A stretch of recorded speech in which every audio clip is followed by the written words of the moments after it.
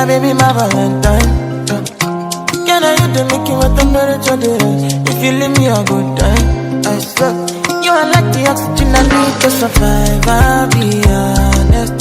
Loving the thought of me, I am so obsessed. I want to chop your heart. Never did it back